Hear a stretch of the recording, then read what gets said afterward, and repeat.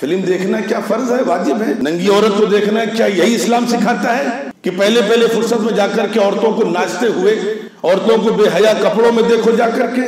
ہم نے کیا پیغام دیا ہے کہ گویا کہ مسلمان نقاب میں سفید کپڑوں میں وہاں پر لائن لگا فلم ہالوں کے باہر کھڑا ہوا ہے؟ اس کا مطلب کیا ہے؟ نماز پڑھنے مسجد جانا ضروری نہیں ہے، اسلام گویا کہ سکھاتا ہے کہ فلم دیکھنے زیادہ ضروری ہے۔ اگر اس وقت ہم قرآن کی بے حرمتی کے موقع پر جس طریقے سے ہم نے اس فلم کے لیے فلم ہالوں کو بھرا ہے، جو سخت گناہ کا کام ہے، گناہ عظیم ہے، وہ اس میں رول کرنے والے مسلمان ہو یا غیر مسلم ہو، ننگا معاملہ حرام ہے اسلام میں، ننگا ناچنا جیسے حرام ہوئے گا، ننگا ناچ دیکھنا حرام ہے، جس طرح شراب پینا حرام ویسے شراب بیچنا بھی حرام ہے۔ لیکن ہم نے وہاں جا کر جو پیغام دیا، کاش اسی طریقے سے مسجدوں کو آباد کیا ہوتا قرآن کی بے حرمتی کے جواب میں، تو اللہ کی طرف سے آج رحمتوں کے فیصلے آئے جاتے۔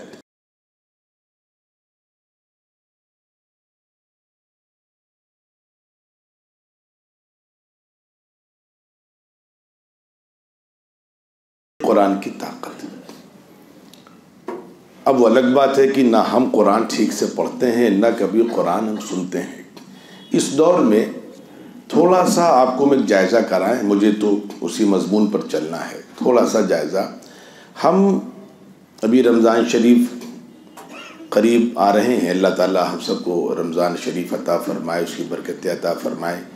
ہم انشاءاللہ تراویح پڑھیں گے انشاءاللہ، اور کوئی حافظ تراویح پڑھائے گا انشاءاللہ۔ ہم جب، لیکن کیا وجہ ہے کہ ہم حافظ کے پیچھے کھڑے ہوتے ہیں اور وہ 1 گھنٹہ ہمارے لیے پہاڑ محسوس ہوتا ہے، الجھن، سستی اور تھکان اور نیند، بلکہ بعض علاقوں میں اس بات کی خواہش ظاہر کی جاتی ہے کہ بھائی ذرا تیز پڑھیے، جلدی پڑھیے،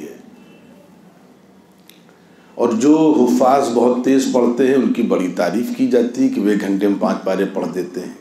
اب وہ کتنا گناہ خود لے رہے ہیں اور کتنا گناہ سننے والے لے رہے ہیں، یہ تو وہی جانے۔ لیکن مجھے ابھی تراویح کے مضمون پر بات نہیں کرنی، وہ تو جب اللہ تعالیٰ توفیق دیں گے، وقت آئے گا تب انشاءاللہ۔ میں بھی قرآن کے مضمون پر ہوں اور ایک خاص مقصد کے تحت ہوں، ایک گزارش، ایک اپیل، ایک پیغام آپ کو دینے کی کوشش کروں گا، اللہ توفیق دے کہ کامیاب ہو سکوں۔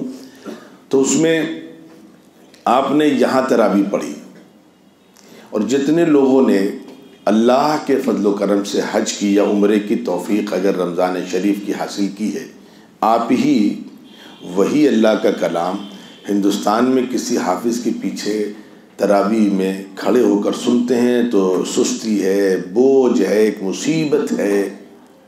لیکن آپ ہی جب اسی اللہ کے کلام کو حرم شریف میں کھڑے ہو کر سنتے ہیں، عمرے میں رمضان شریف میں آپ جاتے ہیں اور وہاں امام صاحب تراویح پڑھاتے ہیں، تو وہ تو 1.5 گھنٹے 2 گھنٹے پڑھاتے ہیں، لیکن آپ اس میں اتنا کھو جاتے ہیں، روحانی طور پر اتنا مست اور مدہوش ہو جاتے ہیں کہ آپ کو پتہ ہی نہیں چلتا کب کتنا وقت گزر گیا، بلکہ اندر سے ایک آواز آتی ہے کہ تھوڑا سا اور پڑھتے تو اچھا تھا۔ تو یہ حضور جب پڑھتے ہوں گے تو کیا طاقت ہوتی ہوگی، آپ اس سے کچھ اندازہ کر سکتے ہیں، کما حقوں کہاں پہنچ سکتے۔ آج کے جو لوگ ہیں وہ کتنے بڑے قاری ہوں اور کتنے اچھے حافظ ہوں، لیکن حضور اور پھر زمین آسمان کا فرق ہے۔ تو جب حضور پاک علیہ الصلوۃ والسلام قرآن پڑھتے ہوں گے تو لوگ مگن ہو جاتے تھے، کھو جاتے تھے اسی میں۔ اب نتیجہ یہ ہوا کہ کچھ مکے کے لوگ صرف قرآن سن کر کے اسلام میں داخل ہو گئے۔ مکے کے لوگوں کو بڑی پریشانی ہوئی کہ یہ تو بڑا مسئلہ ہو جائے گا، اور وہ عربی زبان جانتے تھے، چنانچہ وہ سمجھتے تھے کہ بہرکیف یہ کسی انسان کی زبان نہیں ہے۔ آپ نے موسیٰ علیہ السلام کا واقعہ کہ فرعون کے جادوگروں سے موسیٰ علیہ السلام کا مقابلہ ہوا، میں اشارے کر رہا ہوں صرف، کیوں متاثر ہوئے۔ اور جیسے ہی موسیٰ علیہ السلام نے اللہ کا معجزہ پیش کیا اور جادوگروں کو شکست ہو گئی، تو وہاں ہزاروں لاکھوں کا مجمع کھڑا تھا یہ مقابلہ دیکھنے کے لیے۔ لیکن سب سے پہلے جو طبقہ اسلام میں داخل ہوا یہ یہی جادوگر تھے جن کا مقابلہ چل رہا تھا، یہ فوراً اسلام میں داخل ہوئے، اور لوگ نہیں داخل ہوئے، وہ بعد میں ہوئے، کیسے ہوئے، لیکن اسی لمحے پوری جادوگروں کی ٹیم اسلام میں داخل ہو گئی جن سے مقابلہ تھا۔ کیوں داخل ہو گئی؟ اس لیے کہ جادوگر جادو کو جانتے تھے، وہ جان گئے کہ موسیٰ کے پاس جو ہے وہ جادو نہیں ہے۔ ہم سب جادو جانتے ہیں، لیکن عام انسان وہ تو سمجھا کہ یہ چھوٹے جادوگر ہیں، یہ شاید بڑا جادوگر ہے۔ مقابلہ ہوا، آج بڑا جادوگر جیت گیا۔ عام انسانوں کی نظر میں موسیٰ کی حیثیت معاذ اللہ جادوگر کی ہی رہی، بس یہ کہ یہ بڑے جادوگر ہو گئے، اس لیے انہیں تذبذب تھا۔ وہ بعد میں کچھ ایمان میں داخل ہوئے، جن کو اللہ کی توفیق تھی، جن کو نہیں تھی وہ نہیں ہوئے، لیکن جادوگر فوراً اسلام میں داخل ہو گئے، کیوں سمجھتے تھے جادو نہیں ہے، جادو کی جتنی قسمیں ہیں وہ سب ہمیں معلوم ہے۔ ایسے ہی اس وقت مکے کے لوگ جو زبان کے ماہر تھے سمجھ گئے کہ نہیں، یہ کسی اور کا کلام ہے، اور فوراً وہ اسلام میں داخل ہونا شروع ہو گئے۔ اب اس میں یہ مجمع بہرکیف ملا جلا مجمع ہے، تو خالص اکیڈمک باتیں نہیں کی جا سکتی۔ میں نے ایک دو مرتبہ یہاں آپ کو جو انگریزی بھی جانتے ہیں، اردو بھی جانتے ہیں، ان کو تھوڑا سا میں نے ایک دو مرتبہ اشارے کی۔ آج چونکہ قرآن کی بات چل رہی تو اشارہ کر دوں ہلکا سا کہ دیکھیے اللہ کے کلام کی طاقت، اللہ کا کلام ہمارے اوپر حق ہے کہ ہم اس کو، یعنی یہ حق ہے ہر مسلمان پر، واجب ہے ہر مسلمان پر کہ وہ قرآن کو صحیح طریقے سے پڑھنے کی مشق کرے، سیکھے۔ کیوں؟ اس کی وجہ سمجھیے کہ جیسے اللہ نے قرآن نازل کیا ہے ویسے ہی اللہ نے قرآن پڑھنے کا طریقہ بھی نازل کیا ہے۔ اللہ نے باضابطہ اس کو جبرائیل امی کو پڑھ کر کے سنایا، اور جبرائیل امی نے حضور پاک علیہ الصلوۃ والسلام کو پڑھ کر کے سنایا۔ اسی لیے میں نے بہت پہلے ایک فرق بتایا تھا قرآن میں اور دوسری کتابوں میں، کہ دوسری کتابیں صرف، میں موبائل کی زبان میں عرض کر رہا ہوں، دوسری کتابیں صرف ٹیکسٹ میسج ہیں، قرآن مجید ٹیکسٹ میسج بھی ہے، آڈیو میسج بھی ہے۔ تو جیسے اللہ کا کلام اترا ہے ویسے ہی اس کے پڑھنے کا طریقہ بھی اترا ہے۔ اسی لیے دو باتیں سمجھیے گا یہاں پر۔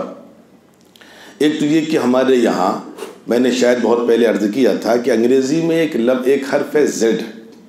میں صرف چھوٹی مثالیں دوں گا، مجھے چونکہ دوسری بات کہنی ہے۔ ایک حرف ہے زیڈ، اور قرآن مجید میں اس کی، ہمارے پاس عربی میں اور وہیں سے اردو زبان بنی، اس کے لیے 4 حرف ہیں۔ جنہوں نے اردو کے الف با تا سا جیم ہے خے حروف تہجی یاد کیے ہیں، انہوں نے یاد کیا ہوگا کہ ہمارے یہاں زال بھی ہے، زا بھی ہے، ضاد بھی ہے اور زو بھی ہے۔ ان کے پاس ایک حرف ہے زیڈ، ہمارے پاس 4 حرف ہیں۔ اور مثالیں دی جا سکتی ہیں لیکن بات پھیل جائے گی، اس لیے اس سے سمجھتے چلیے کہ یہ انسان کے بس کی چیز نہیں ہے، انسان کے علاوہ کی چیز ہے۔ ایک حرف کے بدلے 4 حرف ہمارے پاس۔ پھر ہمارا جو منہ ہے، ہمارے یہاں جو ڈینٹسٹ ہیں، جو ڈاکٹرز ہیں، وہ میری بات سمجھیں گے۔ اور ہمارے یہاں جتنے منہ میں دانت ہیں ان دانتوں کے نام ہیں، منہ کے اندر کے حصے ہیں ان حصوں کے نام ہیں۔ ہمارے یہاں زبان کے حصے ہیں، بچوں کو سکھلایا جاتا ہے، کسی کو ثنایا علیہ کہا جاتا ہے، کسی کو ثنایا سفلی کہا جاتا ہے۔ بچوں سے بتلایا جاتا ہے، بچوں تمہیں اگر تو نکالنا ہے، اور تے کہہ لیجئے پرانی زبان میں، الف بے تے، حالانکہ اس کا نیا پروننسیشن دوسرا ہے، لیکن آپ پرانے انداز سے سمجھیے، ایک ہے تے ایک ہے توئے۔ تب وہ بچوں کو سکھایا جاتا ہے کہ تے کیسے نکلے گا، توئے کیسے نکلے گا۔ تو اس میں حروف کے نکالنے کی منہ کے اندر جگہ تک معین ہیں، چنانچہ بچوں کو ایک اسکریچ بنایا جاتا ہے ایسے کہ یہ ہمارا منہ کا اوپر کا حصہ ہے، یہ اندر ہماری زبان ہے، اس زبان کو اوپر لے جاؤ تالو پر، اور زبان وہاں پر لگا کر اب تو نکالو، اب تو نکل آئے گا۔ عربی زبان اتنی آسان زبان نہیں ہے، اس پر محنت کرائی جاتی ہے بچوں کو، کئی سال لگتے ہیں تب جا کے حروف کیسے صحیح نکلیں گے یہ ان کے سمجھ میں آتا ہے۔ اس سے پتہ چلتا ہے کہ یہ کسی انسان کا نہیں، غیر انسان کا کلام ہے۔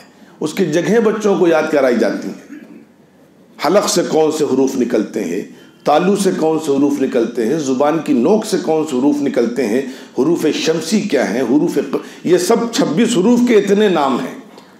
آپ خالی الف بے تے سے جانتے ہیں، ہمارے اس کے 20 نام بتائے جاتے ہیں، ان کی قسمیں کی جاتی ہیں۔ تو یہ بہرکیف یہ دو مثالیں آپ کے سامنے رکھی گئیں. اس کے ذریعے سے مجھے جو آپ سے گزارش کرنی وہ یہ کہ قرآن کا ایک حق ہے کہ اس کو صحیح طریقے سے پڑھنے کی مشق کی جائے. نہیں آتا تو سیکھا جائے جا کر کسی استاد کو لگا کر کے. چنانچہ بہرکیف اب میں نے مثال دی آپ کے سامنے جادوگروں کی. اب وہاں ہوا یہ کہ جب حضور پاک علیہ الصلوۃ والسلام قرآن پڑھتے تھے تو عرب جو ابھی تک بہت سے لوگ مسلمان نہیں ہوئے تھے وہ چھپ چھپ کر کے قرآن سنا کرتے تھے. اور کچھ لوگ اسلام میں داخل ہو گئے. اچھا کچھ لوگ صرف سن کر کے وہ طاقت ہے. اور میں نے آپ کو اس کا ہلکا سا ایک جائزہ کرایا حرم شریف کی تراویح کا. اس سے آپ کو اطمینان ہو جانا چاہیے. اب کفار بہت پریشان ہوئے کہ ہم کیا کریں. انہوں نے ایک مشورہ کیا کہ ایک شکل ہو کیسے اپنی قوم کو روکیں کہ یہ قرآن سننے ہی نہ پائیں. اگر سنیں گے غلام ہو جائیں گے. کیوں؟ وہ خود شاعر ہیں، وہ خود ادیب ہیں، زبان کے ماہر ہیں، ایکسپرٹ ہیں زبان کے. وہ سمجھ جاتے ہیں کہ یہ انسان کے بس کا کلام نہیں ہے. اس لیے سورۃ الکوثر کے سلسلے میں آتا ہے کہ 3 آیتیں ہیں. انا اعطیناک الکوثر فصل لربک وانحر ان شانئک هو الابتر. یہ جب سورۃ کوثر نازل ہوئی ایک صحابی کو مذاق سوجا. عرب کے اس وقت کے جو سب سے بڑے شاعر تھے ان کے پاس پہنچے، کہا کہ حضور آپ میرے استاذ ہیں، میں نے 3 لائنیں کہہ لی ہیں، ایک چوتھی لائن مجھ سے نہیں ہو پا رہی ہے، آپ بنا دیجئے. انہوں نے کہا اچھا دے جاؤ. وہ 3 لائنیں یہی انا اعطیناک الکوثر، دوسری لائن فصل لربک وانحر، تیسری لائن ان شانئک هو الابتر دے کر کے چلے آئے. وہ غور کرتے رہے. کل بلایا، کل جب پہنچے تو چوتھی لائن انہوں نے نیچے لکھی اور لکھتے ہی اسلام میں داخل ہو گئے. لکھا کہ ما ھذا کلام البشر، یہ کسی انسان کا کلام نہیں ہے، اور ایمان میں داخل ہو گئے. پھر انہی سے فاروق اعظم نے اپنے دور حکومت میں کہا کہ اب آپ شاعری نہیں کرتے ہیں، تو انہوں نے کہا کہ ابعد القرآن یا امیر المومنین، کیا قرآن کے بعد بھی کسی شاعری کی ضرورت ہے؟ دلوں میں اگر زنگ لگ رہے ہوں، سستی آ رہی ہو، نماز میں دل نہ لگ رہا ہو، روحانی طور پر انسان کمزور ہو، کسی اچھے قاری کا قرآن سن لیجئے، ساری جو کمزوری دور ہو جاتی، روحانی طور پر انسان مضبوط ہو جاتا ہے. خود اچھا پڑھتے ہیں، خود اچھا پڑھ لیجئے. خود اچھا نہیں پڑھ پاتے، کسی اچھے پڑھنے والے کا قرآن سن لیجئے. آپ خود فرق محسوس کریں گے کہ آپ کے جسم کا رویا تازہ ہو گیا ہے. کیوں؟ اس میں اللہ نے سننے میں بڑی برکت رکھی ہے. وہ برکے بات لمبی ہو رہی لیکن جلدی سے ایک واقعہ سنا دوں. پرانے دور کا ایک حکیم صاحب، نواب صاحب بیمار پڑے. انہوں نے ایک حکیم کو بلایا، دوسرے حکیم کو، تیسرے حکیم کو، اور ان کی بیماری ٹھیک نہیں ہوئی. اس وقت کچھ لوگوں نے کہا کہ لگتا ہے ان کا آخری وقت ہے. تو امام صاحب سے کہا آپ مدرسے کے بچوں کو لے کر کے آ جائیے. بیچارے وہ بچوں کو لے کر کے چلے گئے، اور کوئی سورہ یاسین پڑھ رہا ہے، کچھ پڑھ رہا ہے. تو حکیم صاحب نے مذاق اڑایا کہ ہم نے سارے نسخے آزما لیے، اس سے تو ان کی کوئی صحت میں فرق نہیں پڑا. آپ عجب بے وقوف آدمی ہیں، آپ سورہ یاسین پڑھ کے ٹھیک کرنے آئے ان کو. کہا میں ٹھیک کرنے نہیں آیا، میں ایک اثر ڈالنے آیا ہوں.